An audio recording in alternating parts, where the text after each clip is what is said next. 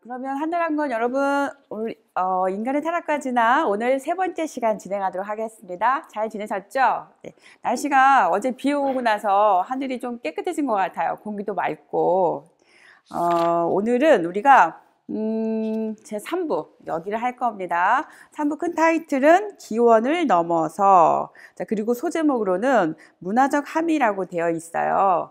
이 3부는 이제 7장과 8장으로 되어 있는데요. 7장 한번 넘겨볼게요. 7장에서 다루고 싶은 주제는 뭐냐면 인간의 본래적인 모습의 회복을 넘어서 이렇게 되어 있어요. 그러니까 본래적인 그 모습이다 라고 하는 것은 우리가 기존에 계속 다뤄왔던 타락과 그 다음에 죄가 있었고 그래서 우리 원래 모습을 이제 잃어버렸다는 거죠.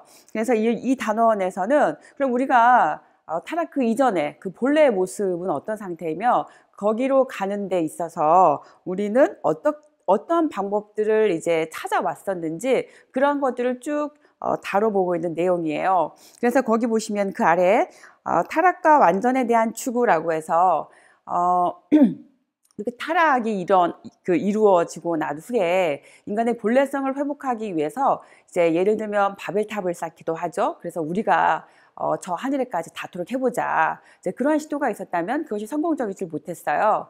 그리고 그 인류가 이제 살아오면서 계속해서 완전에 대한 추구를 계속 해왔단 말이에요. 그 역사가 오늘날 이제 계몽주의를 지나서 그리고 트랜스 휴머니즘 시대라고 하는 그 과학기술 문명 시대까지 도달을 해 있는데, 그래서 이제 우리 인간이 우리는 그런 과학기술의 힘을 입어서 죽지도 않을 거고 그리고 늙지도 않을 거고 그러면서 뭔가 영생을 누릴 수 있는 그런 존재가 된 것처럼 그런 식의 완전을 추구하는 게 가능한 시대가 온 것처럼 이렇게 잘못 오해할 수 있는데, 거기에 대해서 이제 저자는 그것이 온전한 구원이 아니다라고 하는 식의 내용을 이 7장에서 다루고 있을 겁니다. 이 7장에서 여러분들이 중요하게 알아야 될 게 뭐냐면 트랜스 휴머니즘과 그리고 포스트 휴머니즘에 관한 그 용어가 조금 이렇게 규정이 좀 될 필요가 있어요.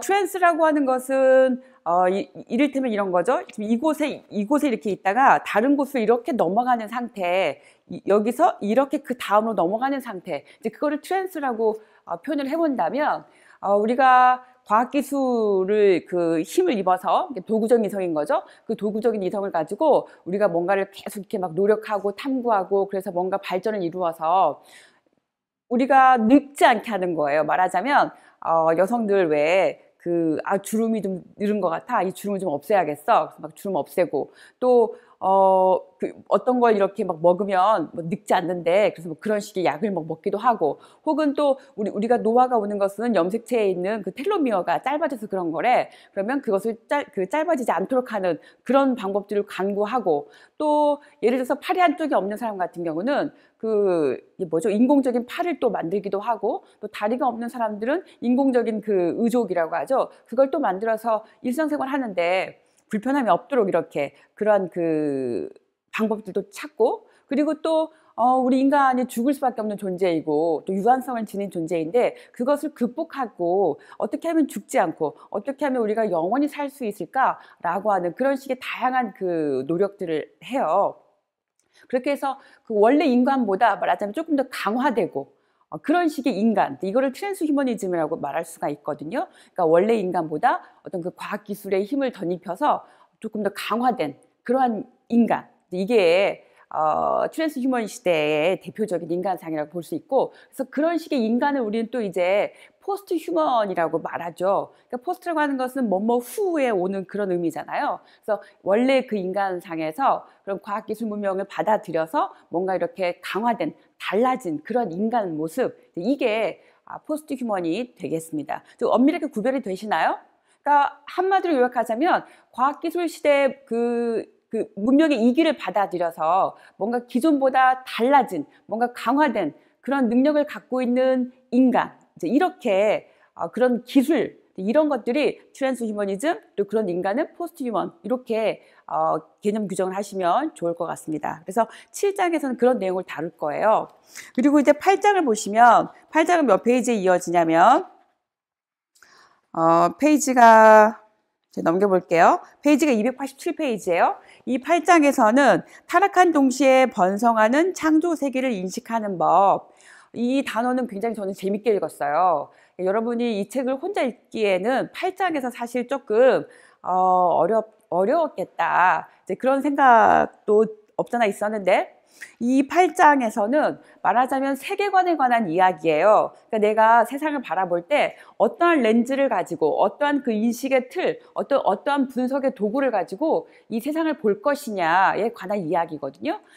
예를 들면 도킨스와 같은 과학적 유물론주의 혹은 과학적 그 무신론자가 있어요. 그럼 그와 같은 사고를 가지고 세상을 보는 사람은 모든 게 우리 인간은 정말 유전자 기계가 되는 거잖아요. 그래서 인간의 어떤 그 정신이라든가 마음이라든가 영혼이라든가 또 인간이 갖고 있는 종교성이라든가 이런 것들은 아무런 의미가 없어지게 되는 거고, 다만 어떻게 하면 나의 유전자를 어떻게 가장 많이 이렇게 보존하고 또 다른 그 세대에게 이렇게 전해줄 수 있겠느냐, 나의 개체수를 어떻게 많이 늘릴 수 있겠느냐, 여기에다가 중점을 두고 이 세상을 바라보려고 하는 그런 식의 이제 세계관이 있다고 치면 당연히 삶의 방식도 그런 쪽으로 흘러가게 될 것이고, 또 그리고 우리가 삶 속에서 실천해내고 추구하려고 하는 그런 것도 그런 그 세계관에 맞추어서 이제 보게 되겠죠. 그래서 이 8장에서는 다윈의 그 도구를 가지고 하나를 설명을 합니다. 자, 그럴 때 어떤 비판이 있는지 굉장히 재밌게 읽었는데요. 여러분도 재밌으면 좋겠어요. 그리고 그러면 이제 대안이 뭐냐? 그 기독교적인 세계관을 가지고 우리가 세계를 바라본다면 훨씬 더 풍성하게 우리가 하나님의 그 창조, 그다음에 하나님의 그 구원, 하나님의 그 은혜, 은총, 그 안에서 우리의 인간이 훨씬 더 번영을 누리는 그런 삶을 살 수 있지 않을까라고 하는 그러한 제안을 이 8장에서는 하고 있어요. 그래서 저는 8장 읽으면서 굉장히 재밌었고요.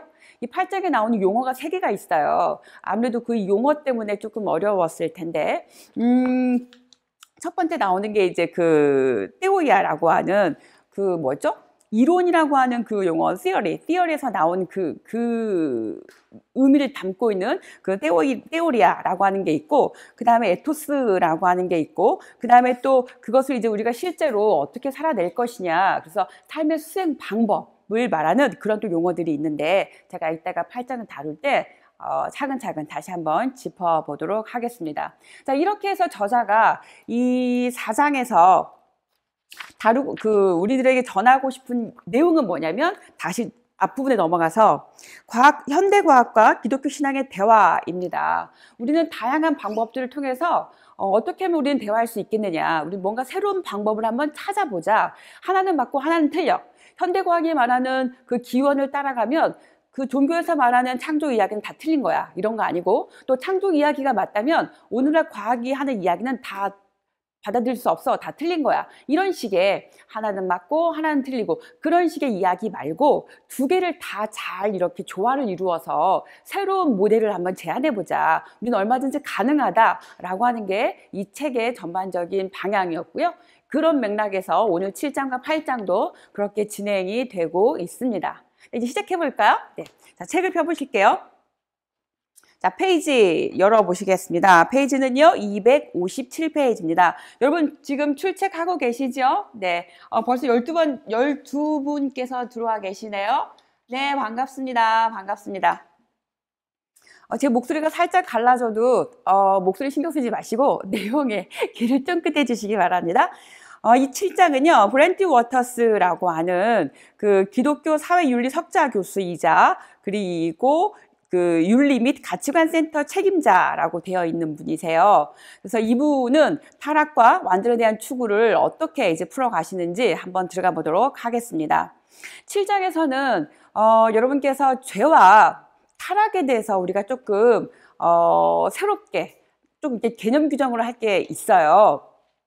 사실 3장을 보면 인간이 죄를 지어서 에덴 동산에서 이렇게 추방을 당하고, 그래서 인간은 땀을 흘려서 이렇게 농사를 지어야 되고, 그래서 또 아내들은 자녀를 출산할 때 그 고통을 이렇게 겪어야 하고, 이제 그런 그 스토리가 쭉 이어지고 있잖아요. 근데 사실 성경에 어디에 봐도 죄에 관한 이야기, 또 타락에 관한 이야기, 혹은 사망에 관한 이야기가 명쾌하게 이것이야 라고 정의되어 있지를 않습니다. 그리고 여러분들께서 우리 세물계 플러스에 나와 있는 그 책들 중에 제가 잠깐 보여드릴 게 있어요. 잠깐만요.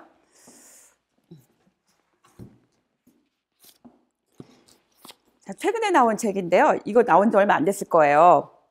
창세기 원역사 논쟁이라고 하는 이 책을 보시면 창세기 1장부터 11장에 관련된 내용을 3명의 신학자가 나와서 다루고 있는데, 거기서 공통된 의견은 뭐냐면 창세기 1장에서 11장까지 그렇게 논쟁적인 내용은 없을 거다. 가장 논쟁적인 이야기라고 하고 있어요. 그 말은 뭐냐면 제각각이 다 다른 의견을 제시하고 있다는 거예요. 그러니까 죄에 대한 규정도 그렇고 원죄에 대해서, 타락에 대해서, 사망에 대해서 그 복음주의 신학자, 그 구약학자든 신약학자든 이 죄를 다루고 또 원죄를 다루고 사망을 다룰 때 제각각 다른 목소리를 내고 있거든요. 다시 말하면 무슨 말이냐면 죄는 이거야, 원죄는 이거야, 아담과 하와는 이런 거야, 이렇게 명쾌하게 딱딱 떨어질 수가 없는 내용인 거예요. 워낙에 의견이 분분하거든요. 그러니까 실제로 역사적인 내용이다, 실제하는 내용이다 라고 하는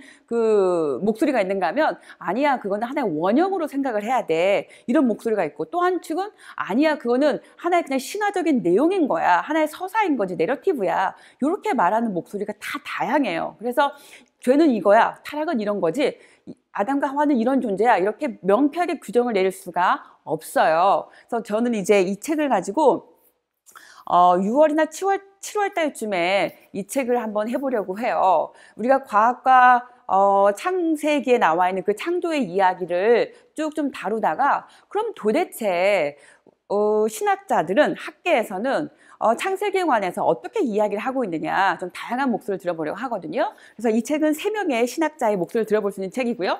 그 다음에 이제 이 창조기사 논쟁이라는 책이 좀 먼저 나온 걸로 알고 있어요. 저는 이 책 읽으면서 너무너무 재밌었어요. 그 5명의 소위 말하는 그 복음주의 신학자들이 제각각의 창세기에 대해서 설명을 하고 있는데 굉장히 막 그 첨예하게 막 논쟁을 펼치고 있어요.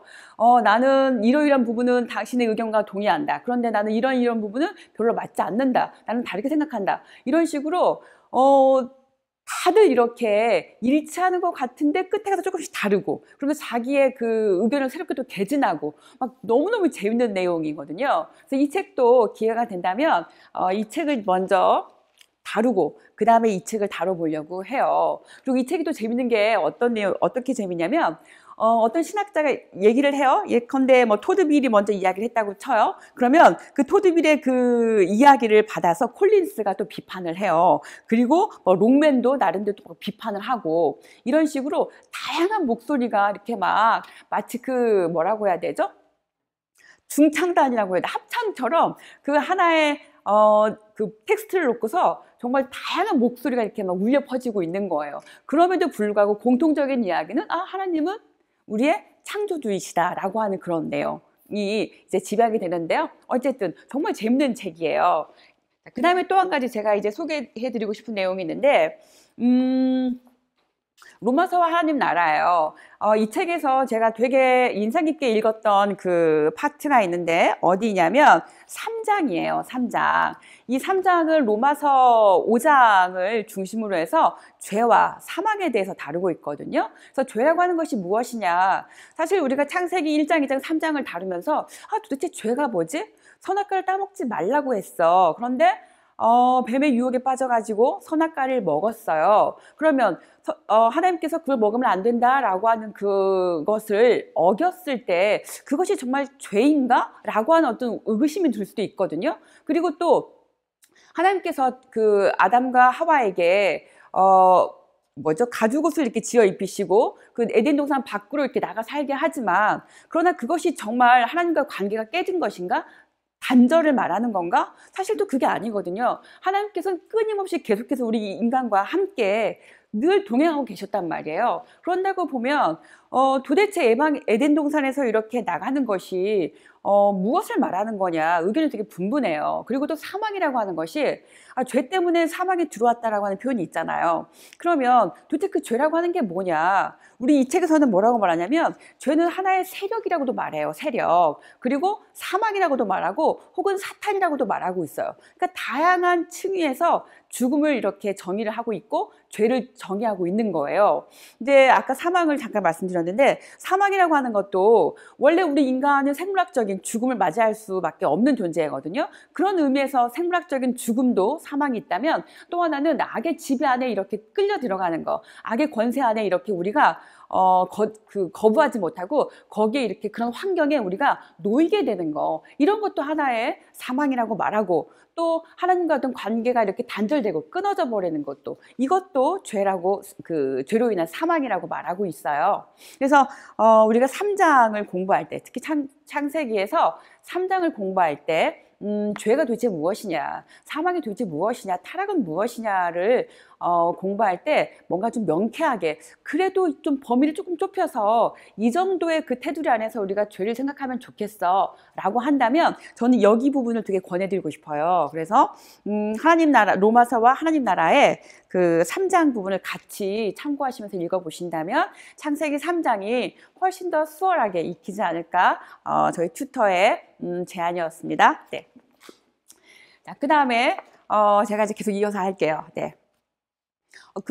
이 로마서와 하나님 나라에서 말하고 있는 그 죄를 제가 조금 더 언급을 해드리자면, 죄라고 하는 건 죄의 세력도 되고, 그 다음에 죄를 짓게 하는 어떤 그 세력, 그러니까 구체적으로 사탄이 되는 거죠. 그러니까 뱀이 여기선 사탄으로 등장하게 되는 겁니다. 그리고 우리가 짓는 모든 범죄, 이것도 죄라고 이렇게 규정을 하고 있습니다. 그럼 인간이 짓는 그 범죄는 어떤 것이냐? 근본적인 범죄가 있어요. 그 가장 근본적인 범죄라고 하면 뭘까요? 뭐가 있을까요? 하나님이 나의 주 되심, 그 부분을 인정하지 않고 받아들이지 않는 거죠. 그래서 인간이 자기가 주인이 되어서 자기가 마치 그 우상처럼 혹은 다른 우상을 이렇게 섬기고 그렇게 되는 거, 그러면서 하나님을 이렇게 업신여기는 거, 이것이 여기에서는 가장 근본적인 범죄라고 이야기를 하고 있습니다. 그리고 죄의 지배를 따르는 것도 역시 범죄라고 하고 있고요. 그리고 그 죄의 열매로서 우리가 여러 가지 행동을 하잖아요. 그래서 그러한 행동들도 하나의 범죄라고 규정을 하고 있습니다. 그 다음에 이제 사망에 대해서 또 한번 강조해 드릴게요. 생물학적인 죽음이 있는가 하면 하나님과의 단절도 사망이라고 말하고 있고, 또 우리를 지배하는 그 세력도 역시 사망이고, 또 사탄의 또 다른 이름 역시 사망이라고 이야기하고 있습니다. 그러니까 항상 다양한 층위에서 죄가 무엇인지 또 사망은 무엇인지 우리가 좀 유연성 있게 생각을 해보실 필요가 있겠습니다. 자, 그럼 이제 내용을 들어가보도록 할게요. 자, 페이지 넘길게요. 258페이지입니다. 자, 여기에서 우리가 쭉 그 창세기 1장, 2장, 3장을 통해서 우리가 기본적인 도식처럼 알고 있는 그런 내용이 있잖아요. 하나님께서 창조를 하셨고, 아담과 하와를 지으셨고, 에덴 동산에 있게 하셨고, 선악과는 다 이렇게, 다스리고 그 다음에 지키고 보존하되 선악과는 먹지 말아라 라고 말씀하셨고, 그런데 어느 날 뱀이 와서 하와를 유혹했고, 그러니까 하와가 나름대로 하나님의 그 명령을, 언약 관계에 있던 그 말씀을 자기 나름대로 또 이렇게 곡해를 하고, 그래서 뱀에게 이렇게 좀 넘어가죠. 그래서 결국은 보암짓도 하고 먹음짓도 하고 어떤 탐심이 들어오게 되고, 그래서 결국 먹고 그것을 아담에게도 먹게 하고, 그래서 하나님께서 에덴 동산을 거니시다가 너희가 어디 있느냐라고 불렀을 때 아담과 하와가 벗은 것이 부끄러워가지고 숨고, 그래서 이제 변명을 하게 되는 아담을 또 만나게 되죠. 그래서 결국 하나님께서 이제 에덴에서 추방을 하게 되죠. 그러면서 인간의 그 삶의 모습이 이제 수고를 통해서 그 양식을 얻게 되고, 또 자녀를 또 출산한 고통을 또 당하게 되고, 또 뱀은 그 아담과 하와의 그 후손들에게 그 뒤꿈치 밟혀서 죽게 되는 이제 그런 그 이야기가 쭉 펼쳐지잖아요. 자, 그러면 그 이야기에서 우리가 무엇을 생각할 수 있냐면, 그럼 원래 인간이 뱀에게 유혹을 당하지 않았을 때, 원래 그 완전한 모습이 있지 않았을까? 근데 그 이야기를 하고 싶은 거예요. 이 이야기의 시작점은 그거예요. 완전함이라고 하는 거. 완전한 지점, 완전한 상태. 자, 그래서 그 두 번째 패러그래프 볼게요. 이 이야기에 대한 해석이 문자적이든 상징적이든 비유적이든 아니면 신화적이든 그 기본적인 줄거리는 인간의 조건이 마땅히 그렇게 되어야 할 조건과 다르다는 거예요. 그러니까 온전한 모습, 완전한 모습에서 비껴가 있었다는 거죠. 그래서 바로잡을 필요가 있다는 거예요. 그럼 다시 어떻게 우리가 온전함을 회복할 수 있겠느냐. 자, 이제 거기에 대한 생각이 들었고, 그래서 쭉 내려오시면 네 번째 줄 내려갈게요. 이 주제는 성경 전체에 걸쳐서 거듭해서 되풀이가 됩니다. 그러니까 어떻게 하면 우리가 그 다시 온전함을 회복할 수 있겠느냐에 관한 이야기에 계속 거듭해서 나온다는 이야기예요. 그 다음 문장 읽어볼게요. 사람들이 에덴 동산에 다시 들어갈 수가 없다면 그들은 적당한 대체물을 구성할 것이다. 그렇게 해서 나온 게 뭡니까? 창세기 11장에 나오는 그 바벨탑 사건이잖아요. 그래서 우리가 힘을 모아가지고 하늘에 닿게까지 우리가 이걸 세우자라고 하잖아요. 그래서 자기네들이 마치 신이 되려고 이제 인간적인 힘을 가지고 막 노력을 한단 말이에요. 그럴 때 어떻게 했습니까? 그 아래에서 네 번째 줄 볼게요. 성경의 많은 내용은 부분적으로 자신들의 생각대로 타락을 극복해 보려는 시도를 하다가 거듭 실패하는 인간들의 이야기와 그 헛된 노력에서 비롯된 다툼과 고난으로 묘사할 수 있다. 이제 우리가 타락을 하고 난 그 이후에 우리는 어떻게 다시 온전함을 회복할 수 있을까? 우리가 어떻게 다시 건너갈 수 있을까? 라고 이제 사람들이 생각을 하고 우리 인간들은 다시 온전함을 추구하기 위해서 삶의 고투를 이렇게 한다는 거죠. 영적인 고투, 또 우리 삶의 그 실존의 고투를 이렇게 하고 있고 성경은 그런 이야기를 마치 파노라마처럼 이렇게 쭉 다루고 있다라고 이야기를 하고 있습니다. 넘겨볼게요. 페이지 259페이지로 가겠습니다. 자, 기독교는 두 번째 줄입니다. 각주 1번 그 바로 다음 문장이에요. 기독교는 인간들이 구원받아야 할 죄에 대한 최소한의 이해 없이는 생각할 수 없다라고 이야기하고 있습니다. 이 문장은 그러니까 인간들이 아무리 온전함을 이렇게 추구하고 온전함을 다시 이렇게 회복하고 얻으려고 하지만 그러나 그들에게 뭔가 간과한 것이 있는데 그건 다름 아닌 죄에 대한 이해라는 거예요. 그들은 도대체 죄를 어떻게 이해하고 있는지에 대한 그 규명이 안 되고서는 온전함에 대한 회복도 이룰 수가 없다는 거예요. 무엇을 해도 부족한 거죠. 마치 그 칸트식으로 말하자면 뭔가 2% 부족한 그것을 이제 정신적인 결여라고 표현하는데 여기서도 마찬가지인 거예요. 인간이 아무리 혼자 힘으로 막 갖은 애를 써서 완전함을 추구하려고 하지만 그러나 뭔가 부족하다는 거예요. 그 부족함은 어디서 오는 거냐? 죄에 대한 이해가 불충분한 데서 왔다라고 이 저자는 말하고 있습니다. 자, 쭉 내려가 볼게요. 두 번째 패러그래프인데요. 자, 그러나 인간이 처한 상황은 엉망진창이고 종교적, 세속적 겉모습을 띈 타락에 대한 어떤 개념은 극복해야 될 과제, 즉 인간 본성을 어떻게 회복하거나 또 향상하거나 심지어 완성할 수 있는가라는 과제를 제시하고 있습니다. 그래서 그 과제에 대해서 이제 다양한 종교적, 세속적 응답이 제시되어 왔었죠.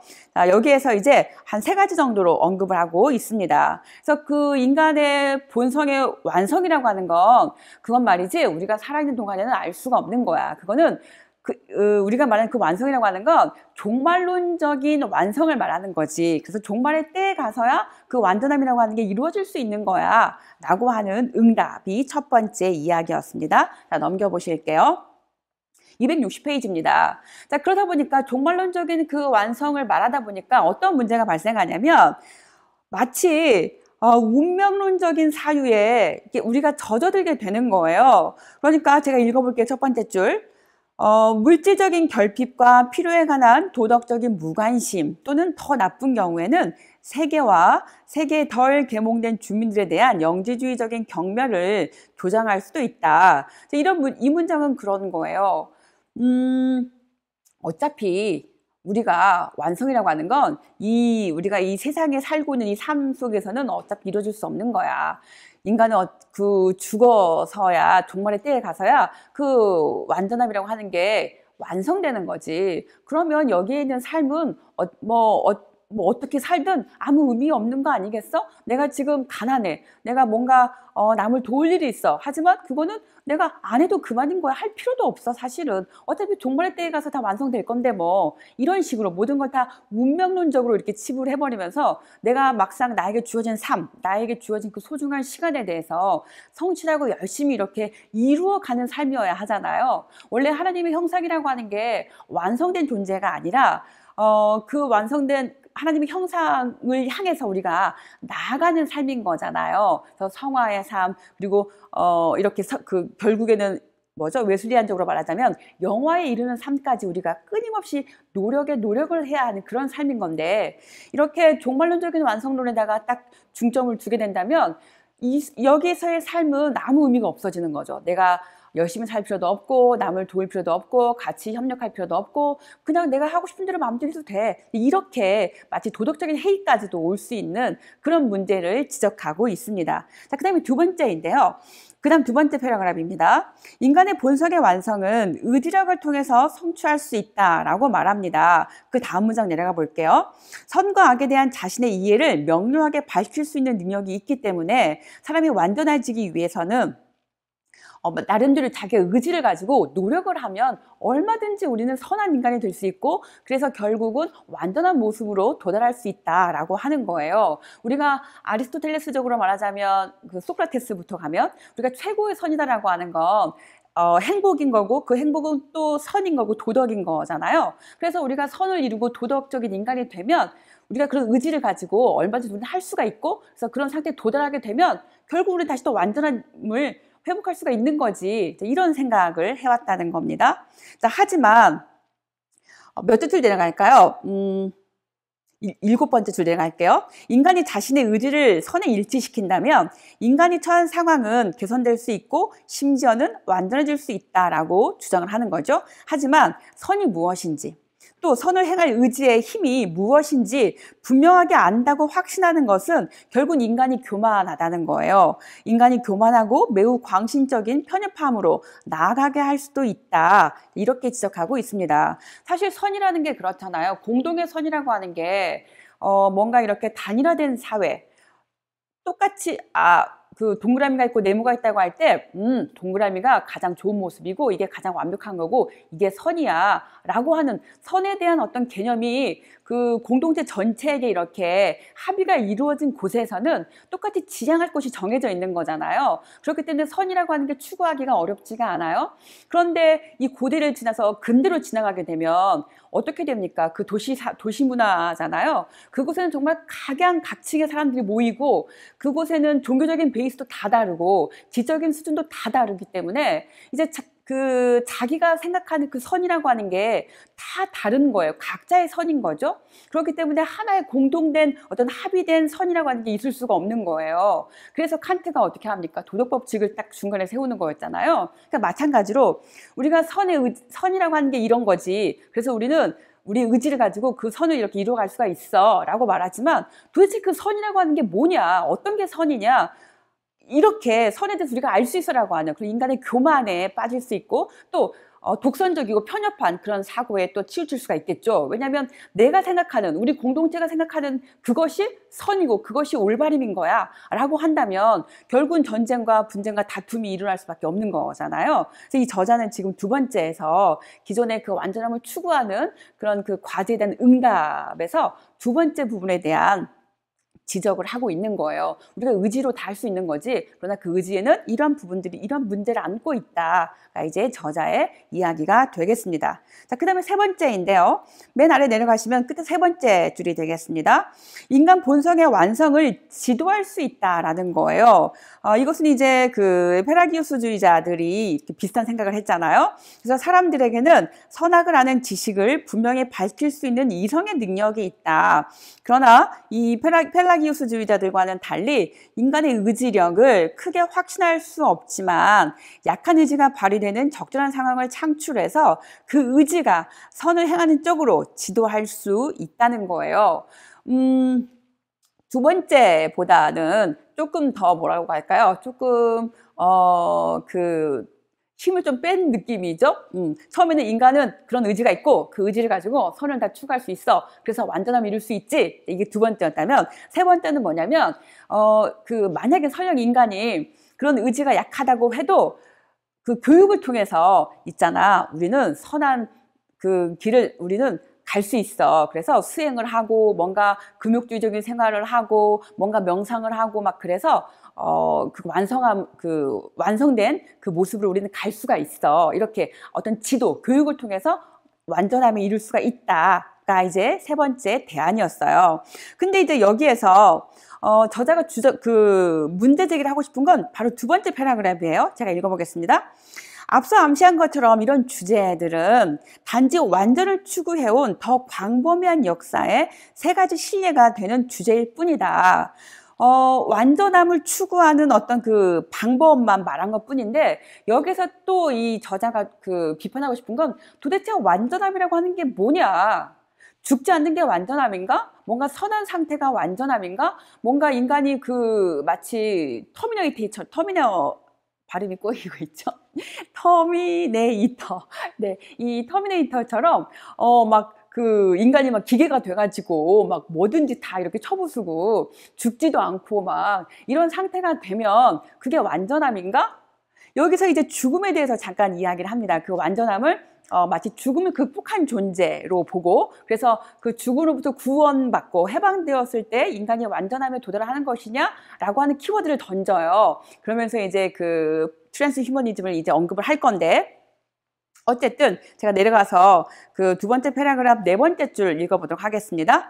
인간적인 완전함은 어떻게 정의되며 또 그것을 어떻게 성취해야 하는지는 시대에 따라서 그리고 사회적인 위치에 따라서 다양합니다. 예를 들어서 개인적 덕, 그리고 집단적인 평등과 조화, 그리고 진화적인 발전은 추구해야 할 이상으로 옹호되어 왔죠. 이러한 이상을 성취하기 위한 방법은 각기 철학적인 관조, 사회적인 질서 부여, 그리고 생명 및 유전공학으로 제시되어 왔습니다. 그동안에 우리 인간의 노력을 지금 언급하고 있는 거죠. 인간 스스로가 폴 틸리가 존재론적 이성이 있고 도구적인 이성이 있었는데, 이 도구적인 이성을 가지고 어떻게 우리가 그 완전함을 극복해 볼 수 있겠느냐, 그런 다양한 노력들, 시도들을 해왔다는 거예요. 그러나 이런 노력의 결과는 완전함과는 거리가 멀었다라고 저자는 판정하고 있습니다. 그래서 넘겨볼게요. 그 다음 페이지. 262페이지입니다. 위에서 다섯 번째 줄을 보시면 그 패스모어의 설명을 이제 덧붙여서 말하고 있는데요.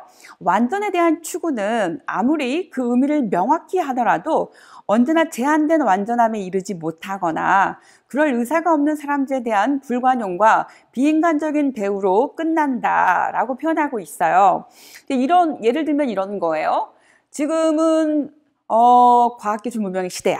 우리는 특히 이제 여성들이 왜 그 안티에이징에 굉장히 관심이 많잖아요. 그래서 20대부터 막 30대, 40대, 50대, 60대가 되면 당연히 그 시간의 흐름에 따라서 우리가 적당하게 주름도 생기고 막 얼굴에 검버섯도 피고 막 이렇게 사실은 가장 자연스러운 모습인데, 우리는 그런 걸 싫어하는 거예요. 그래서 막 그 주름 제거도 막 하고 막 그 약도 이렇게 막 투여하고 해가지고 마치 60대인데 막 30대 같이 막 이렇게 그런 걸 이렇게 추구하고 있어요. 자, 그러면서 이제 그들의 생각은 어떤 거냐면 이런 거예요. 아니, 의술이 발달하고 과학기술이 발달하면 우리는 그런 혜택을 얼마든지 누릴 수 있지. 저 사람은 왜 저렇게 얼굴에 주름이 저렇게 많은데 저걸 내버려 두냐? 가서 조금 투자 좀 하지, 관리 좀 하지, 막 이런 식의 뭔가 왜곡된 시선을 갖게 되는 거죠. 그러면서 자기가 지금 하고 있는 자기가 살아가고 있는 그 삶의 방식이 마치 정답인 것처럼 생각을 하는 거예요. 그래서 그렇게 하지 않는 사람들을 비판하고 정죄하고 마치 좀 게으르다거나 혹은 마치 좀 무식하다거나 좀 속된 말로 뭔가 저 사람들 좀 이상한 사람들이야, 이렇게 나름대로 막 판정을 해버린다는 거죠. 그런 비슷한 이야기가 방금 제가 읽었던 그 비인간적인 대우를 끝맺으면 된다, 이런 식의 예가 될 수도 있겠습니다. 그래서 사실 굉장히 의견이 분분해요. 우리가 굳이 그런 안티에이징 이런 기술들을 하는 게 바람직하냐? 왜 그 성형에 대해서 우리 논란 되게 많았잖아요. 하나님이 주신 그 모습 그대로 유지해야지. 왜 손을 대고 그래? 그건 안 되는 거야. 근데 이런 목소리가 있는가 하면 예를 들어서 자기 외모가 너무 민주적, 너무 자유민주적으로 막 생긴 거예요. 그래서 뭔가 이렇게 좀 질서를 좀 이렇게 주고 싶은 거죠. 그래서 굉장히 그 심리적인 어떤 우울감 이런 것이 있었는데 그 의술의 힘을 빌려가지고 뭔가 이렇게 좀 정돈이 된 거예요. 자기가 봤을 때 좀 질서가 잡혔어요. 코스모스가 된 거죠. 그럼 어떻게 됩니까? 이 카오스 상태에서 코스모스가 딱 되면 흡족하잖아요. 그러면 그 흡족함이 삶의 에너지가 돼가지고 막 긍정적인 에너지로 막 발동이 돼서 그래 이것도 해보고 열심히 해보고 하자 막 이렇게 되는 거죠. 그럼 결과론적으로 보면 사실 이건 굉장히 좋은 시너지고 좋은 에너지를 얻는 거잖아요. 그래서 이 사람이 어떤 걸 선택하냐에 따라서 그건 좋은 거야, 그건 잘못된 거야 이렇게 거기다 어떤 도덕적인 잣대, 윤리적인 잣대를 들이대기가 참 좀 거시기한 거죠. 전문용어로 좀 거시기해요. 그런 사회인 거죠 지금. 네. 그리고 또 예를 들어서 사고를 당해가지고 다리 한쪽이 없는 거예요. 그럼 그 사람 같은 경우 그 장애를 안고 살아가는데 얼마나 힘들겠어요. 그런데 다행히 과학과 의술이 발달해가지고 다리를 이렇게 인공적인 다리를 만들어 주는 거죠. 그러면 그 사람이 정상적으로 이렇게 걸을 수가 있고 활동하는데 어려움이 없어요. 그래서 일터에도 가서 계속해서 일도 할 수 있는 거고, 그런 면에서 본다면 이 과학기술은 우리 인류에게 정말 대단히 큰 영향력을, 그것도 좋은 영향력을 행사한다고 봐야 되는 거죠. 근데 또 이제 한쪽에서는 나는 우리 인간은 죽을 수밖에 없는 존재라고 그랬지. 인간은 나이 들면 병들고 노화가 오고 결국은 죽게 되는 존재야. 그런데 성경을 보니까 마치 죽음이라고 하는 게 그 죄로 인한 결과인 것 같아. 그러면 내가 죽지 않는 존재가 되면 그럼 나는 죄도 극복이 되는 거고 완전한 인간이 되는 거겠지? 좋아. 나는 불멸의 인간이 되겠어. 그래서 죽지 않는 존재가 되려고 이제 하는 거예요. 그래서 마치 우리 그 뇌의 그 시스템을 하나의 칩으로 만들어가지고 그 컴퓨터 인터페이스에다 이렇게 막 집어넣어요. 그래서 그 정보가 막 사방팔방에 막 존재하게 되는 거죠. 그럼 이제 나의 존재는 어떤 존재가 되는 거예요? 나라고 하는 배구인은 고유한 이렇게 지금 우리 인구가 75억이죠.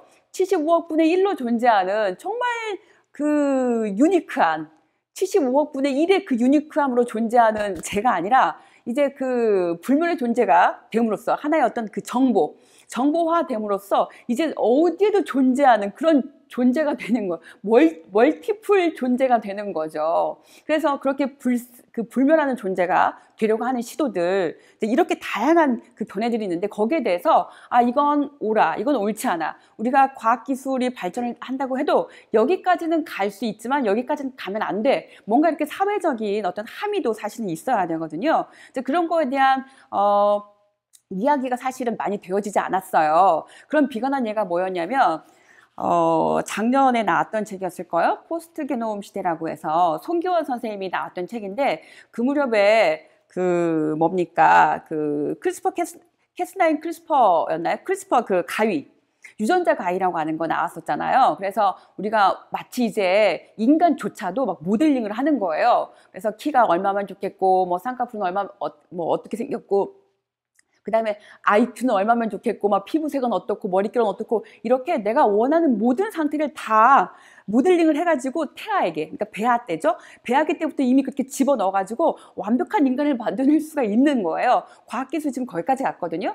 그런데 과연 거기까지 우리가 허락할 것이냐, 허락하면 안 된다면 왜 안 되는지에 대한 합당한 이유까지도 이렇게 이미 사회적으로 다 합의가 되어야 되는데 그런 게 이루어지지 않고 있어서 되게 안타까웠고 나는 그런 내용들을 알리고 싶어서 나는 이 책을 썼다. 제가 그 저자 강연 때 갔었는데 그런 말씀을 하셨어요. 그런데 진짜로 중국에서 그런 사태가 벌어졌잖아요.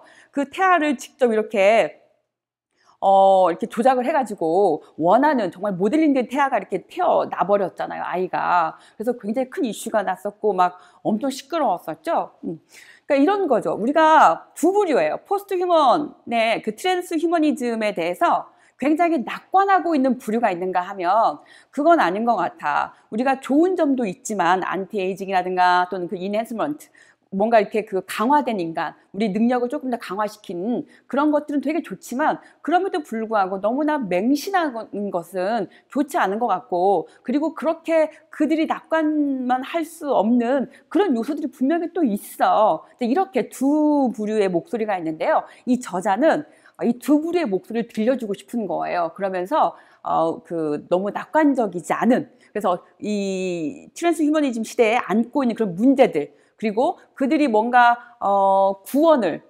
이루는 그런 어떤 그 하나의 통로가 된다고 착각할 수 있지만, 그러나 결코 그렇지 않다는 것, 거기에는 진정한 구원이 없다라고 하는 걸 이 장에서 말하고 있어요. 그래서 이 7장은 정말 중요한 내용이거든요. 여러분께서 꼭 한번 읽어보시면 정말 좋겠다는 생각이 듭니다. 다시 제가 책으로 들어오도록 할게요. 어딥니까? 아래서 각주 4번부터 아래서 세 번째 줄에 각주 4가 있는데요.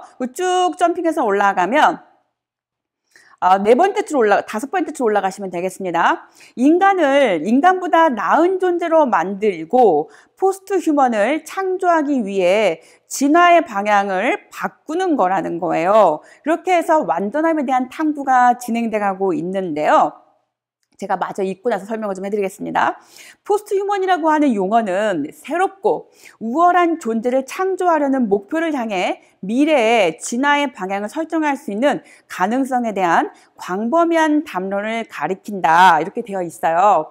제가 이 포스트 휴먼에 대해서 잠깐 이야기를 하자면, 다윈의 종의 진화가 있었잖아요. 그러니까 종의 기원, 거기에서는 인류가 이렇게 다양한 그 종의 분화가 이루어지고 오늘날에 이러한 그 인류가 등장하는 것은 자연 선택에 의한 것이다라고 말하고 있어요. 그럼 여기서 이 자연 선택이 말하고 있는 건 뭐냐면, 중요한 게 이거예요. 하나는 기계론, 결정론인 거고요. 또 하나는 수동성이에요. 자, 하나하나 말씀드려 볼게요. 기계론, 결정론은 뭐냐면, 우리가 어떻게 하든 인간의 힘과 노력으로 될 수 있는 게 아니야. 그건 이미 정해져 있는 거야. 자연은 이렇게 가도록 정해놨어. 우리가 뭔가를 그 모델링을 하고 세팅을 하고 그런 것이 아니라, 자연이 우리 그 생물의 종을 이렇게 나아가도록 정해놨어 라고 하는 거예요.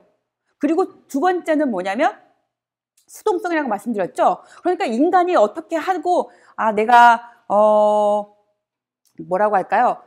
내가 키가 좀 크고 싶어. 그러면 내가 아침마다 이렇게 막 그 PT 체조를 막 30개, 50개씩 막 하고 아침, 저녁으로 하면 내가 키가 클 수도 있어. 뭔가 이렇게 후천적인 노력을 통해서도 우리가 얼마든지 뭔가 개선의 여지가 있는 거잖아요. 그런데 이 자연 선택은 자연이 우리 생명체를 선택하는 거야. 그래서 우리가 인간이 혹은 생명체가 자연 어떤 노출된 환경에 잘 적응을 하고, 그러면 잘 적응하는 애는 자연이 이렇게 선택을 한다는 거예요. 그러니까 굉장히 수동적인 거죠. 근데 그에 반해서 이 트랜스 휴머니즘은 뭐냐면, 인간이 이제 주체가 되는 거예요. 자연이 생명체를 선택했다면 인간이 주체가 되어서 인간이 그 진화의 주인공이 되는 거죠. 자기가 모델링을 다 하는 거예요. 머리는, IQ는 우리 간사님 IQ 얼마 되시죠? 네, 150. 네. 나는 200이 되고 싶어. 그럴 때 어떻게 합니까? IQ 200이 되는 그러한 그 세팅을 하는 거예요. 그런 모델을. 네. 그 다음에, 우리 감독님 키가 얼마 되시죠? 190. 네. 190이 되는 그런 유전자를 만들고 싶은 거예요. 그러면 그런 식의 그 세팅을 다 집어넣어서, 완벽한, 오늘날의 미의 기준은 이런 거니까, 이런 식으로 세팅을 해서 이렇게 인간을 만들어야겠다. 이렇게가 되는 거죠. 그러니까 뒤집어 보면, 인간을 창조하는 창조자가 결국은 누가 되는 거예요? 인간이 되는 거잖아요. 그리고 인간이 원하는 대로, 인간이 기획하는 대로 그렇게 인간을 만들어 갈 수가 있는 거예요. 그 자연 선택에서 트랜스 휴머니즘으로 넘어오면서 이제 그 선택의 주체가 처음에는 자연이었다면 이제 인간이 되는 거고, 이 진화의 방향과 진화의 그 속도를 조절하는 것도 이제 인간의 손에 달리게 되는 거죠. 그 이야기가 이 각주 4번에서 하고 있는 이야기입니다. 자, 넘어가도록 할게요. 자, 263페이지입니다. 두 번째 패러그래프인데요. 다양한 갈래의 그 트랜스 휴머니스트들의 공통점은 이성, 과학, 기술을 인간이 처한 상황의 고질적인 문제인 물리적이고 인지적인 한계를 극복하는 데 사용할 수 있다는 믿음이다. 그래서 그 결과들은 노화를 없애고 인간의 지적, 육체적, 심적 능력을 크게 향상시킬 수 있는 널리 이용 가능한 기술을 개발하고 만들어내는 일에 몰두해 있다. 사실 첫 번째, 두 번째는 오케이, 좋아. 오히려 우리 인간에게, 우리 인류에게 더 좋은 삶을 누릴 수 있고, 뭔가 더 윤택한 삶을 누릴 수 있고, 뭔가 더 아름답고 더 행복한 삶을 누릴 수 있어, 영위하게 할 수 있어. 오케이, 이 부분은 사실 긍정적이라고 볼 수 있어요. 자, 그러나 그러한 발전을 추구하기 위해서는 인간 본성과 관련해서 신성 불가침하거나 주어져 있는 것은 아무것도 없다는 점이 전제되어야 한다. 여기가 이 저자가 이 트랜스 휴머니즘, 그 과학기술 발달 시대에서 위험성을 지적하고 싶은 거예요. 그러니까 인간이 원래 우리 이성이라고 하는 게 사실 로고스였잖아요. 신적인 거였잖아요. 하나님께서 주신 그 이성을 가지고 우리가 하나님을 알 수 있는 그런 능력이 있다라고 하는 것도 로고스적인 이성이었다면, 이게 어떻게 됩니까? 중세 후기 말기로 가죠. 그때 보면 실제론과 유명론이 있었잖아요. 그 유명론이 득세하게 되면서 이제 이성이라고 하는 건 신과 딱 분리가 되어버리는 거죠. 하나님으로부터 오는 그런 신적인 로고스의 개념이 아니라 그야말로 인간의 이성이 되는 거예요. 인간의 이성. 그래서 우리 인간이 이 이성을 가지고 자연을 이렇게 탐구해낼 수 있고, 알아갈 수 있고, 발견해낼 수 있는 그런 이성으로 이렇게 돌아서 버리는 거죠. 그러니까 이제 어떻게 됩니까? 인간이 주체가 되어가지고 인간의 그 교만과 편협함과 오만함이 이제 정점에 달하게 되는 거잖아요. 그것을 이렇게 확 불을 질러준 게 누굽니까? 데카르트 아니에요. 그래가지고 데카르트가 맨날 욕을 먹고 있죠. 자, 아무튼 그래서 여기서는 이 저자가 말하고 싶은 게 뭐냐면, 인간 본성과 관련해서 신성 불가침하거나 주어져 있는 것은 아무것도 없다라고 하는 점을 전제해야 된다. 그러니까 인간이 이 도구적 인성을 가지고 못할 게 뭐가 있어? 인간이 못할 그 영역이 있어? 없어. 뭐든지 다 할 수 있어. 이런 그 기본적인 전제가 정말 위험하다는 거죠. 그야말로 무신론적인 그런 사고가 되는 거잖아요. 하나님이 어디 있어? 우리 인간이 머리를 가지고 이 뛰어난 이 탁월한 머리를 가지고 못할 게 뭐 있어? 다 할 수 있지. 우린 벌써 거기까지 도달했잖아. 이런 식이 되는 거죠. 그 다음에 이어서 읽어볼게요. 일단 이러한 유언성이 인정되면 더 이상 질병, 노화, 필연적인 죽음을 겪지 않을 인간을 넘어선 존재를 창조한다는 매우 가치 있는 목표에 착수할 수 있다. 그 결과가 그런 거잖아요. 우리는 하나님의 피조물이고, 우리 인간은 늘 언제나 유한성의 존재이고, 우리는 그 사멸성을 가진 존재야. 우리는 하나님의 그 도우심이 늘 필요하고, 성령의 인도하심을 따라서 그 하나님께로 다가가는 그런 삶을 우리는 추구하고 살아야 돼. 늘 우리는 하나님을 통해서만 구원을 얻을 수 있는 거지. 이런 생각, 우리 인간의 본성이 하나님으로부터 왔다라고 하는 그 생각이 있다면 우리는 늘 하나님과 함께하는 삶을 살아가게 되는 건데, 우리 인간의 본성조차 잃어버리게 되는 거예요. 그리고 오로지 그 이성만 믿는 거죠. 그 계몽주의적인 그 이성, 그것만 믿고 그거에 탐닉하는 거예요. 말하자면 거의 락강식으로 말하자면 주의상스가 되는 거죠. 그게. 그래서 그것만 붙잡고 살아가면 다 될 것처럼 생각을 하는 거죠. 그러다 보니까 우리는 질병도 극복할 수 있고, 막 노화도 극복할 수 있어. 그리고 죽지 않고 막 필연적인 죽음도 겪지 않을 수 있어. 이렇게 말하게 되는 거예요. 그래서 그 다음 문장이 정말 결정타죠. 한마디로 딱 요약하면 포스트 휴먼 프로젝트의 성배는 결국 뭐다? 개인적인 불멸이다.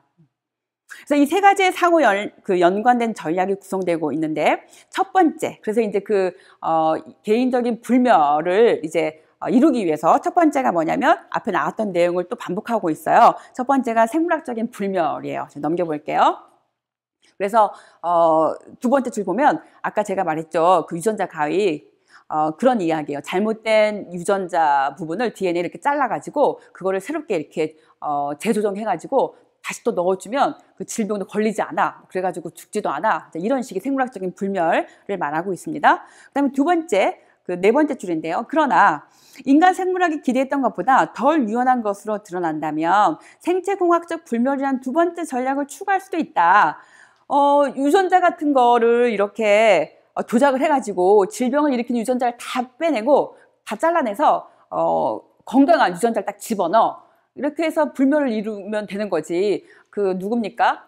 자라죠, 자라. 자라가 굉장히 수명이 길어요. 그리고 우리가 십장생 동물들 있잖아요. 거북이도 굉장히 생명이 길고. 그래서 그런 애들이 유전자를 이렇게 집어넣으면 우리가 죽지 않는 생물학적인 불멸을 꿈꿀 수가 있다는 거죠. 그런 기술이 이제 하나인데, 만약에 그것도 만족스럽지 않다면 그 생체공학적인 불멸을 이룰 수도 있어 라고 지금 말하고 있는 거예요. 그래서 그 아래 발에 내려가면 인공삽입물과 뇌 기계 인터페이스가 발전하면서 치료에 응용될 가능성이 높아졌고, 예를 들면 움직임, 손놀림, 시력이 회복되고 또 인공 조직과 혈관이 만들어지고, 그래서 쭉 내려가면 이 전략의 이점은 수명이 연장될 뿐만 아니라 신체 및 인지 능력도 향상될 수 있다는 점이다. 이게 이제 그 뭡니까? 그 강화된 인간인 거죠. 그 터미네이터에서 보시면 인간이, 저는 그 영화 되게 재밌게 봤는데요. 여러분 혹시 그 영화 보셨어요?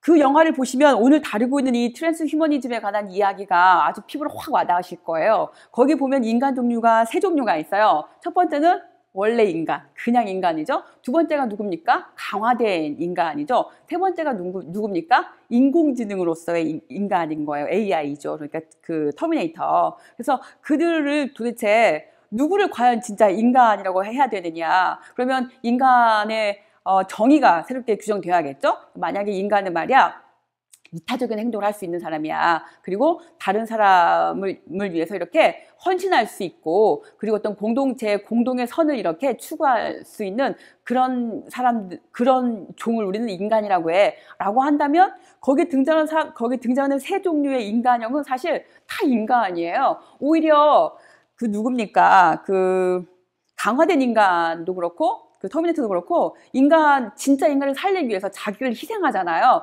자기가 죽을 거 뻔히 알면서 자기가 죽어가면서 에너지를 막 주고, 자기가 죽어가면서 그 악의 세력을 어떻게든 막 물리쳐주고. 근데 그런다고 보면 진짜 과연 우리는 이 시대에 인간을 어떻게 규정해야 되느냐 다시 한번 생각을 해보게 되는데, 어쨌든 그 영화도 나중에 한번 보시면 이 트랜스 휴머니즘에 대해서 우리가 조금 더 깊게 생각해 볼 수 있는 좋은 계기가 될 것 같습니다. 자, 어쨌든 이 두 번째도 있어요. 그래서 이 생체공학적 불멸도 있고, 그 다음에 쭉 내려가시면 아래에서 이제 다섯 번째 줄이에요. 여전히 유한하고 죽음을 피할 수 없는 한계를 극복하는데 이상적인 해법은 아니다. 그러니까 생물학적인 죽음이라든가 또 생체공학적 불멸도 사실은 그 유한성을 완전히 극복한 건 아니었다는 거예요. 자, 그래서 쭉 넘겨볼게요. 어디로 가시냐면요. 265페이지입니다. 네 번째 줄이네요. 네 번째 줄 읽어볼게요. 한 사람의 가상적인 자아는 가상적으로 불멸한다. 더 나아가 한 사람의 정체성은 더 이상 시간과 물리적 위치의 제약을 받는 단 하나의 신체에 제한되지 않는다. 자아를 구성하는 정보는 다양한 물리적, 가상적 장소에 동시적으로 분산될 수 있고, 그 결과 얻어진 경험은 한 사람이나 다중자아 속에 통합될 수 있다. 자, 이 내용은 뭐냐면 아까도 말씀드렸지만 인간을 정보로만 보는 거예요. 그 영지주의죠. 영지주의의 유령이 지금 등장하고 있는 거예요. 영지주의가 뭡니까? 그 피타고라스랑 이렇게 그 같은 부류일 거예요. 영혼은 그 이데아에 있어야 되는 거예요. 그리고 육체는 영혼의 뭐죠? 감옥인 거죠. 그래서 우리는 어떻게 해야 되는 거예요? 육체를 빨리 벗어버리고 영혼을 이렇게 저곳으로 원래 있던 그 이데아로 이렇게 가게 해야 되는 거야. 영혼만이 인간을 나타내는 그 본래의 그 자아인 거야. 이제 이런 사유에서 출발한 그 영지주의들의 유령인 거예요, 말하자면. 그래서 여기서는 그 영혼 대신에 이제 정보로 딱 대체를 하는 거죠. 그러니까 인간은 몸은 필요 없어. 몸은 영혼의 감옥이야. 정보의 감옥이 되는 거예요. 그래서 그 정보를 이제 그 칩 같은 거다 담아요. 그래서 아까도 이야기했지만 그 인터페이스 같은 딱 연결해가지고, 갖다 접속을 하면 거기에 나의 정보가 딱 등장하면서 내가 나타나게 되는 거잖아요. 그러니까 나는 아까도 말했지만 75억 분의 1로 존재하는 내가 아니라 정보로서의 배구인은 정말 어디에든 다 존재하게 되는 거예요. 그래서 다중인간으로 영생을 누리게 되는 그런 이야기가 바로 지금 이 이야기가 되겠습니다.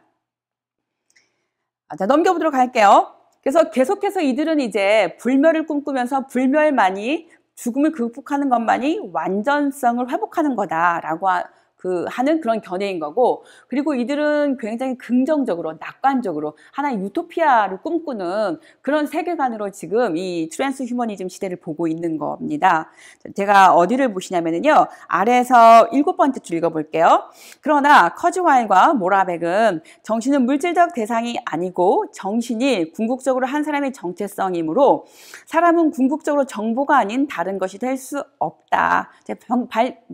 방금 말씀드린 내용이죠. 그러니까 영지주의가 영혼만이 전부지라고 했다면 여기서는 영혼 대신에 정보를 확 바꾼 거예요. 그래서 정보가 최고인 거지, 정보만 살아있으면 되는 거지, 정보가 자의 그 동일성을 이렇게 담보해 주는 거야. 이제 말하자면 이런 거예요. 그래서 넘겨보겠습니다. 쭉 내려가시면 어디냐면요, 밑에서 6번째 줄 되겠습니다. 포스트 휴먼 내지 트랜스 휴먼 담론이 이미 현대 후기의 정체성과 같이 목표를 형성하고 있다는 문제에 관심을 쏟지 못하게 하는 역할을 합니다. 후기 현대인들은 이미 상당한 정도로 자기 자신을 포스트 휴먼적인 관점에서 생각을 합니다. 자, 이 내용은 뭐냐면 제가 마저 그 아래 문장까지 읽고 나서 설명을 좀 해드릴게요. 캐서린 헤일스의 말을 인용했는데요. 사람들은 포스트 휴먼이 된다. 그들이 자신을 포스트 휴먼이라고 생각하기 때문이다. 구상된 기술적 발전이 실현 가능하다고 판명되든 그렇지 않든 포스트 휴먼적인 자기인식은 이미 현대인들의 그 욕망과 기대 및 그들이 그 욕망과 기대를 성취하기 위해서 취하는 행동에 영향을 주고 있다. 이제 이 문장이 사실은 8장에 대한 그 선전포고와도 같은 내용이에요. 그러니까 8장에서 다루고 싶은 내용을 여기다가 살짝 지금 복선으로 깔고 있는 거죠. 현대인들은 이미 트랜스 휴먼이라는 거예요. 왜냐하면 실제로 이 트랜스 휴머니즘이라고 하는 그 기술, 과학기술, 어떤 문명의 문화 운동인 거잖아요. 이것이 실제로 가능하든 그렇지 않든 이미 우리 후기 현대인들은 마치 그런 것처럼 본인이 진짜 포스트 휴먼인 것처럼 생각하고 있다는 거죠.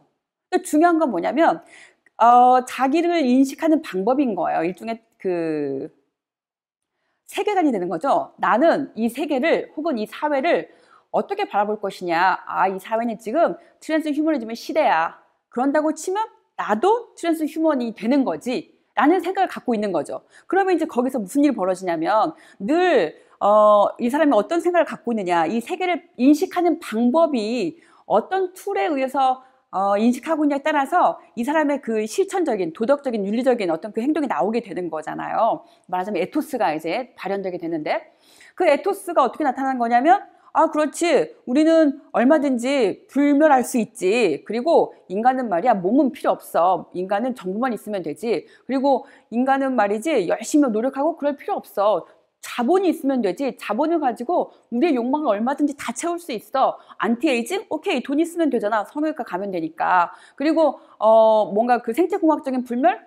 할 수 있지, 얼마든지. 우리는 정보를 가지고 불멸? 그렇지, 할 수 있지. 이런 식의 그런 그 사고에 이렇게 경도가 되는 거예요. 그럼 이제 어떻게 됩니까? 점점 인간성은 말살되게 되는 거죠. 인간에 대한 존엄성도 없어지게 되는 거죠. 더 나아가 우리 인간의 존재에 대한 어떤 그 정체성도 없어지게 되는 거죠. 그러면 결국은 어떻게 되는 겁니까? 하나님을 아까 그 하나님 우리의 주 되심을 이렇게 인정하지 않는 거, 그것이 범죄고 그것이 타락이었었잖아요. 그럼 우린 진짜 그런 인간으로 정말 되어버리는 거예요. 저자는 그 부분을 우려하고 있고 그 부분에 대해서 지적하고 있습니다. 인간들이 오늘날 현대 사회를 살고 있는 인간들이 사실은 과학자들은 그렇잖아요. 야, 인간은 말이야 영혼은 없어. 인간은 말이야 뭐 그 종교 이런 건 없고 그 뉴런에서 일어나는 전기적이고 화학적인 신호로 다 일어나는 거야. 이런 거는 과학이 다 밝혀낼 수 있어. 뭔가 선정적인 막 그 광고를 막 하지 않아요. 그런데 그게 다 공통의 어떤 의견이고 진짜로 사실로 이렇게 입증된 거냐? 그건 아니거든요. 그냥 가장 그 어느 한 부분, 우리가 뇌에 대해서 공부한다고 해도 뇌를 연구하시는 분들이 이 뇌가 여러분 아시다시피 얼마나 이게 큽니까? 이 뇌 용량도 크고 뇌의 부위 발음이 꼬이죠. 뇌 부위가 얼마나 다양합니까? 여기 그 전두엽 있죠? 여기 그 대뇌가 있고, 여기도 우방구, 자방구 있죠? 이쪽에 소뇌 있죠? 여기 중뇌 있죠? 막 연수 있죠? 척수 있죠? 이 그 다음에 그 뭡니까? 호르몬을 주관하고 있는 그 뇌하수체, 간내 쪽에 뇌하수체 있죠? 이렇게 굉장히 복잡해요. 제가 알고 있는 것만 해도. 그런데 그 실제로 뇌를 공부하시는 분들은 더 세세하게 알고 있을 거란 말이에요. 그래서 정말 그 예민하게, 민감하게 작은 부분까지도 다 이렇게 세세하게 연구를 하시는데, 그래서 그분들이 말씀하실 때 그러는 거예요. 나는 한 분야, 내가 연구하고 있는 그 분야밖에 말할 수가 없습니다. 다른 분야는 모릅니다. 저는 손의 전공이거든요. 중뇌는 잘 모르겠습니다. 이렇게 굉장히 겸손하게 말하시는 분도 많아요. 그런데도 불구하고 이게 언론이라고 하는 게, 이 매스미디어라고 하는 게 대중을 또 이렇게 막 호도하는 그런 경향이 있잖아요. 그래서 마치 이렇게 인간의 뇌를 이렇게 연구를 하다 보면 인간의 감정도 우리가 알 수 있고, 인간의 뇌가 어디가 활성화되는지를 보면 이 사람은 지금 어떤 감정 상태인지 우리는 알 수 있습니다. 라고 어떤 그 보고가 나온다면 좀 더 막 확대해가지고, 이제 인간의 뇌를 다 파악했대. 이제 인간의 뇌를 우리는 다 파헤칠 수 있어. 그리고 말이지, 인간은 말이지, 물질로 되어 있고, 그리고 인간은 뇌로 다 설명될 수 있대. 막 이렇게 막 과대 광고를 하게 되는 거예요. 우리는 그런 거에 절대로 속으시면 안 되겠죠. 아무튼, 우리가 트랜스 휴머니즘이라고 하는 그 의식, 우리는 이미 그 시대에 살고 있어. 그러니까 우리도 이미 그런 존재들이야. 우리도 이미 그런 혜택을 다 누릴 수 있고, 누릴 수 있는 존재야. 그러니까 우리도 얼마든지 그러한 그 삶을 선택할 수 있어. 이런 생각을 하다 보면 당연히 그 에토스도 그렇게 흘러가게 되고, 그렇게 된다면 삶의 모습도 그런 식으로 흘러가게 되고, 그럼 결국에는 나의 본성이 어디인지, 나의 그 시작 기원이 어디인지, 나와 하나님과의 관계성을 잃어버리게 된다고 하는 그런 부분을 저자가 지적하고 있습니다. 정말 날카롭게 지적하고 있어요. 꼭 읽어보시면 좋을 것 같습니다. 자, 그 다음 쭉 내려가 보겠습니다. 어디를 가시냐면요. 267페이지입니다. 마지막 패러그래프예요. 포스트 휴먼 및 트랜스 휴먼 담론은 현재의 상황을 기술하고 동시에 해석함으로 그 성격을 하나의 신화를 창조하려고 하는 최초의 시도로 묘사할 수도 있다. 그러니까 마치 이 트랜스 휴머니즘에 관한 그 담론이 마치 하나의 신화가 되어버리는 거잖아요. 우리 신화가 뭡니까? 신화라고 하는 건 하나의 그 믿음인 거예요. 뭔가 그거 증명해봐. 그게 진짜 맞는 이야기야? 그 근거 있는 이야기야? 뭔가를 막 따져 물어보고, 그래서 진짜로 그 이야기가 맞는지 확인해보고, 그런 맥락이 아니잖아요, 신화는. 신화는 말하자면 맹목적인 믿음과 같이 이렇게 놀 수가 있어요. 의심하지 않고 당연시 여기고 그냥 받아들여서 믿어버리는 거, 그것을 신화라고 보고 있는 거고, 이 현대인들은 이 트랜스 휴머니즘에 대한 그 믿음이 마치 신화처럼 그냥 다 믿어버린다라고 하는 거예요. 비판 없이. 자, 그런 표현으로 이해하시면 좋을 것 같고요. 자, 그 다음에 이제 내려가 볼게요. 끝에 세 번째 줄인데요. 따라서 신화는 동화나 우화가 아니라 인간의 상태에 대한 내러티브적 의미부여, 즉 소망과 신뢰를 어디에 두어야 하고 결과적으로 그에 따라 욕망을 조절해야 할지를 요약적으로 표현하는 문학적인 장치이다. 자, 그래서 그 신화가 얼마나 인간의 그 행동에, 그 삶의 그 모습에 얼마나 지대한 영향을 주는지에 대해서 이야기를 하고 있는 내용이었어요. 그 다음에 내려가서 두 번째 패러그래프 보시면, 더구나 이 포스트 휴먼 신화는 구원을 가져오는 신화다. 여기가 우리 기독교인들이 귀담아 듣고 정말 눈을 땡 뜨고 읽어보고 찾아보고 알아보고 해야 될 내용인 거죠. 이 포스트 휴머를 통해서 인간들은 구원을 얻는다, 구원의 통로라고 생각을 하는 거예요. 그럼 그 구원의 내용이 뭐냐? 죽지 않는 불멸이라는 거죠. 그럼 불멸이 정말 구원이냐? 이 저자는 아니라고 말하고 싶은 겁니다. 계속 읽어볼게요. 인간들은 그들의 유한성과 필멸성에서 구원받아야 하기 때문이다. 이 새로 생겨난 내러티브에서 자연은 타락을 극복해야 할 도전으로 대체한다. 여기서는 뭘 말하고 있는 거냐면 자연 선택에 대한 비판을 하고 있는 거예요. 말하자면 이런 거예요. 인간은 태어나기를 자연 선택에 의해서 오늘날 인간의 모습이 이렇게 된 데까지는 사실은 자연의 탓인 거야. 인간은 유한하지 않을 수도 있어. 인간은 죽지 않은 존재가 될 수도 있어. 그런데 자연이 인간을 그렇게 만들도록 진화해 왔잖아. 그러니까 그 자연이 잘못된 거야. 이런 논리를 펴는 거예요. 그래서 이제 자연이 진화를 주도하는 것이 아니라 우리 인간이, 그것도 어떤 인간이냐? 과학 기술이라고 하는 그런 엄청난 문명을 쥐고 있는 그런 인간이 이제 그 진화의 방향을 주도할 거야 라고 하는 거예요. 그 말이 여기 들어 있습니다. 자, 아래서 7번째 줄 읽어볼게요.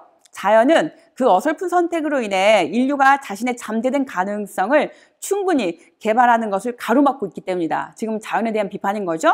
결과적으로 인간이 그 모든 가능성을 실현할 수 있도록 자연 그 자체를 길들이고 그 방향을 바꾸어야 한다. 정말 놀랍죠, 이 사고가.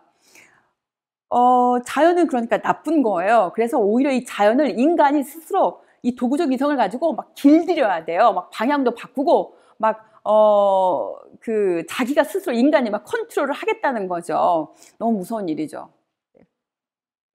아무튼 그 다음 넘어가도록 할게요. 그래서 이 맥스 모어가 대자연에게 보내는 편지가 있어요. 저는 이 인용 문장을 읽고 진짜 너무 웃겼거든요.